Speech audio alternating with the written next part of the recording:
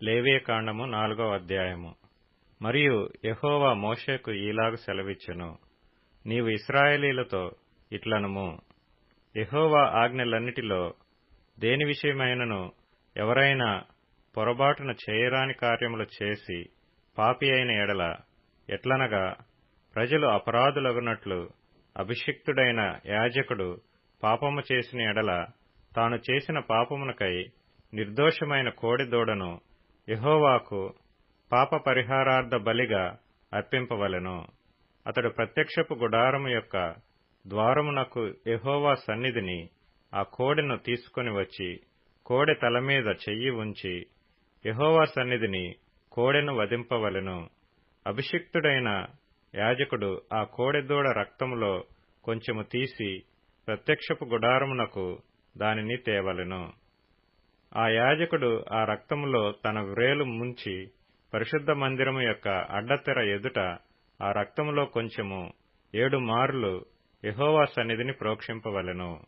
అప్పుడు యాజకుడు ప్రత్యక్షపు గుడారములో యెహోవా సన్నిధినున్న సుగంధ ద్రవ్యముల ధూప వేదిక కొమ్ముల మీద ఆ రక్తములో కొంచెము చమిరి ప్రత్యక్షపు గుడారము యొక్క ద్వారమునొద్దనున్న దహన బలిపీఠము అడుగున ఆ కోడె యొక్క రక్తశేషమంతయు పోయవలెను. మరియు అతడు పాపపరిహారార్థ బలి రూపమైన ఆ కోడె క్రొవ్వు అంతయు దాని నుండి తీయవలెను.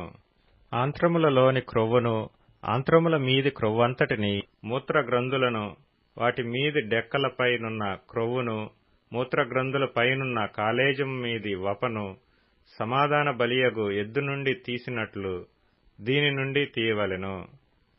యాజకుడు దహన బలిపీఠం మీద వాటిని ధూపము వేయవలెను. ఆ కోడి యొక్క శేషమంతయు, అనగా దాని చర్మము, దాని మాంసమంతయు, దాని తల, దాని కాళ్లు, దాని ఆంత్రములు, దాని పేడ, పాళెము వెలుపల బూడిదను పారపోయు పవిత్ర స్థలమునకు తీసుకొని పోయి అగ్నిలో కట్టెల మీద కాల్చివేయవలెను. బూడిద పారపోయే చోట దానిని కాల్చివేయవలెను. ఇశ్రాయేలీల సమాజమంతయు పొరపాటున ఏ తప్పిదము చేసి యెహోవా ఆజ్ఞలన్నిటిలో దేనినైనను మీరి చేయరాని పని చేసి అపరాధులైన ఎడల, వారు ఆ ఆజ్ఞకు విరోధముగా చేసిన ఆ పాపము తమకు తెలియబడినప్పుడు సంఘము పాప పరిహారార్థ బలిగా ఒక కోడె దూడను అర్పించి ప్రత్యక్షపు గుడారము యొక్క ద్వారమునకు దానిని తీసుకొని రావలెను. సమాజము యొక్క పెద్దలు యెహోవా సన్నిధిని ఆ కోడె మీద తమ చేతులుంచిన తరువాత యెహోవా సన్నిధిని ఆ కోడె దూడను వధింపవలెను. అభిషిక్తుడైన యాజకుడు ఆ కోడె యొక్క రక్తములో కొంచెము ప్రత్యక్షపు గుడారములోనికి తీసుకొని రావలెను. ఆ యాజకుడు ఆ రక్తములో తన వ్రేలు ముంచి అడ్డతెర వైపున యెహోవా సన్నిధిని 7 మార్లు దాని ప్రోక్షింపవలెను. మరియు అతడు దాని రక్తములో కొంచెము ప్రత్యక్షపు గుడారములో యెహోవా సన్నిధినున్న బలిపీఠపు కొమ్ముల మీద చమిరి ప్రత్యక్షపు గుడారము యొక్క ద్వారమునొద్దనున్న దహన బలిపీఠము అడుగున ఆ రక్తశేషమంతయు పోయవలెను. మరియు అతడు దాని క్రొవ్వు అంతయు తీసి బలిపీఠం మీద దహింపవలెను. అతడు పాప పరిహారార్థ బలియగు కోడెను చేసినట్లు దీనిని చేయవలెను. అట్లే దీని చేయవలెను. యాజకుడు వారి నిమిత్తము ప్రాయశ్చిత్తము చేయగా వారికి క్షమాపణ కలుగును. ఆ కోడెను పాళెము వెలుపలికి మోసుకొని పోయి ఆ మొదటి కోడెను కాల్చినట్లు కాల్చవలెను. ఇది సంఘమునకు పాప పరిహారార్థ బలి. అధికారి పొరబాటున పాపము చేసి తన దేవుడైన యెహోవా ఆజ్ఞలన్నిటిలో దేనినైనను మీరి చేయరాని పనులు చేసి అపరాధి అయిన ఎడల, అతడు ఏ పాపము చేసి పాపి ఆయనో అది తనకు తెలియబడిన ఎడల, అతడు నిర్దోషమైన మగ మేకపిల్లను అర్పణముగా తీసుకొని వచ్చి ఆ మేకపిల్ల తలమీద చెయ్యి ఉంచి దహనబలి పశువును వధించు చోట యెహోవా సన్నిధిని దానిని వధింపవలెను.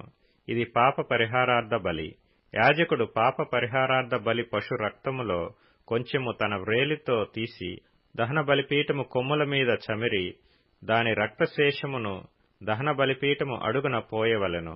సమాధాన బలి పశువు యొక్క క్రొవ్వు వలె దీని క్రొవ్వంతయు బలిపీఠం మీద దహింపవలెను. అట్లు యాజకుడు అతని పాప విషయములో అతని నిమిత్తము ప్రాయశ్చిత్తము చేయగా అతనికి క్షమాపణ కలుగును.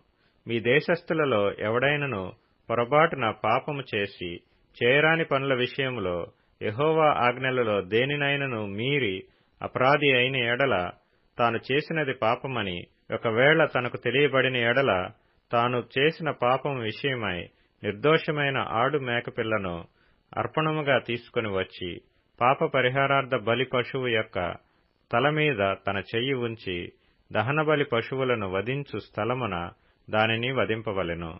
యాజకుడు దాని రక్తములో కొంచెము వ్రేలితో తీసి దహన బలిపీఠపు కొమ్ముల మీద చమిరి దాని రక్తశేషమును ఆ పీఠము అడుగున పోయవలెను.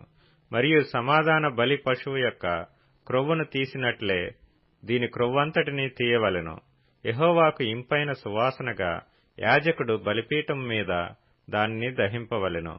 అట్లు యాజకుడు అతని నిమిత్తము ప్రాయశ్చిత్తము చేయగా అతనికి క్షమాపణ కలుగును. ఎవడైనను పాప పరిహారార్థ బలిగా అర్పించుటకు గొర్రెను తీసుకుని వచ్చిన ఎడల, నిర్దోషమైన దాని తీసుకుని వచ్చి పాప పరిహారార్థ బలియగు ఆ పశువు తల మీద చెయ్యి ఉంచి దహనబలి పశువులను వధించు చోటను పాప పరిహారార్థ బలియగు దానిని వధింపవలెను. యాజకుడు పాప పరిహారార్థ బలియగు పశువు రక్తములో కొంచెము తన వ్రేలుతో తీసి దహన బలిపీఠపు కొమ్ముల మీద చమిరి ఆ పీఠము అడుగున ఆ రక్తశేషమంతయు పోయవలెను. మరియు సమాధాన బలి పశువు యొక్క క్రొవ్వును తీసినట్లు దీని క్రొవ్వంతయు తీయవలెను. యాజకుడు యెహోవాకు అర్పించు హోమముల రీతిగా బలిపీఠం మీద వాటిని ధూపము వేయవలెను. అతడు చేసిన పాపము విషయమై యాజకుడు అతని నిమిత్తము ప్రాయశ్చిత్తము చేయగా అతనికి క్షమాపణ కలుగును.